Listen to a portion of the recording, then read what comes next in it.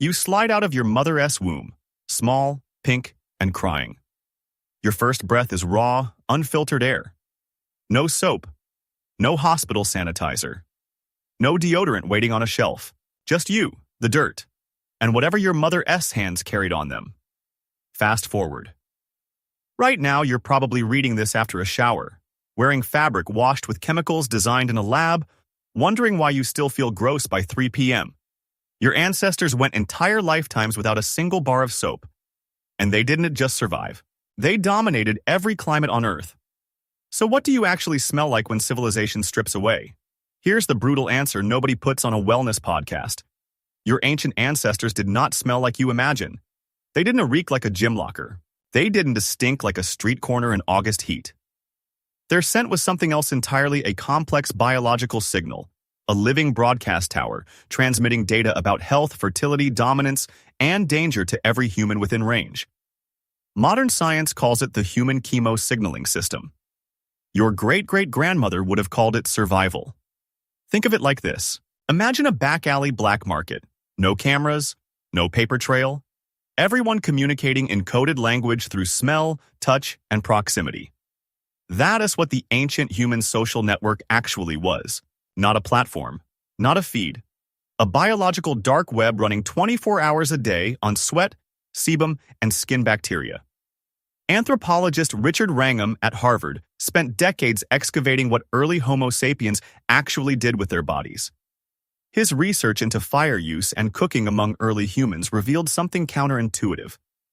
Controlled fire didn't just change diet. It changed the microbiome, smoke exposure, sleeping near embers, roasting animal fat. All of it altered the bacterial colonies living on human skin. Your ancestors weren't dirty in the way you were picturing. They were differently clean. Bacterially optimized for a world without concrete and synthetic fiber. Here's what that actually looked like on the ground. You wake up in a rock shelter, roughly 40,000 years ago, somewhere in what is now southern France. Your body's first defense system is already running. The sebaceous glands in your scalp have been secreting oil through the night, a waterproofing layer, a bacterial regulator, a chemical shield. Your armpits carry a colony of Corynebacterium bacteria that convert odorless sweat into a scent cocktail. That scent tells the people sleeping next to you whether you were ovulating, whether you were sick, whether you were stressed. It is more information than a medical chart. And it costs your body nothing to broadcast. Now the modern sabotage begins. Every time you shower with antibacterial soap, you're not getting cleaner in any biological sense. You are conducting a scorched earth campaign against your own skin ecosystem. The soap strips the sebum layer. The hot water dehydrates the acid mantle, the slightly acidic film that keeps pathogenic bacteria from colonizing your surface. Then you apply synthetic fragrance on top of the rubble. You are not smelling clean. You are smelling like a chemical factory trying to imitate a flower. Paleomicrobiologist Christina Warrener at the Max Planck Institute for Evolutionary Anthropology has pulled ancient dental calculus hardened plaque off Neanderthal and early human teeth from sites across Europe. What she found rewired the whole narrative. Ancient humans had diverse, robust oral microbiomes. No tooth decay in populations without refined sugar. No periodontal disease at the rates we see today. They chewed bark from specific trees, poplar, willow, not because they read about it, but because the bitter compound worked. Salicylate. The same active molecule in aspirin. Nature's pharmacy dispensed through instinct. They were not ignorant. They were empirically brilliant without a single laboratory. Let us reconstruct the full hygiene protocol of a Paleolithic human. Not because it was primitive, because it was sophisticated in ways modern dermatology is only now reverse engineering. Sand, ash, clay. These were the cleansing agents. Abrasive enough to remove dead skin cells and surface grime. Alkaline enough to neutralize certain pathogens. Mineral, rich enough to feed the skin microbiome rather than erase it. Archaeological evidence from sites like Ohalo II in Israel, a 23,000-year-old lakeside encampment, shows deliberate use of plant fibers and grinding stones. The same stones used to process grain were used to prepare body care substances. Ochre iron-rich red mineral was applied to skin across cultures on every inhabited continent. For tens of thousands of years. You don't do something for tens of thousands of years unless it works. Ochre is a natural antiseptic and UV filter. Ancient humans were applying sunscreen and antibacterial paste simultaneously in one application, sourced directly from the earth beneath their feet. Your ancestors were in tea-skipping hygiene. They were practicing a version of it your dermatologist would charge you $300 a session to approximate. Now here's the dark pivot.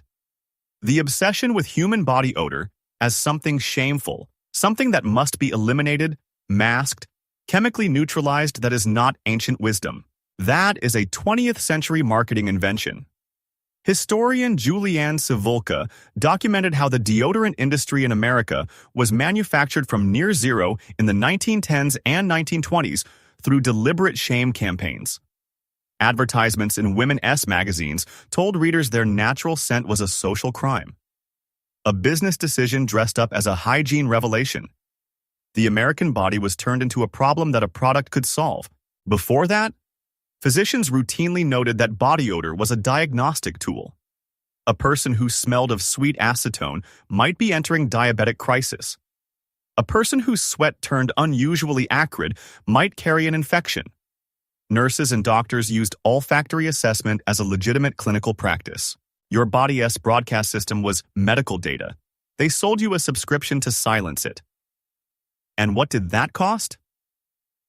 The modern human skin microbiome is measurably less diverse than that of populations with minimal soap and cosmetic use.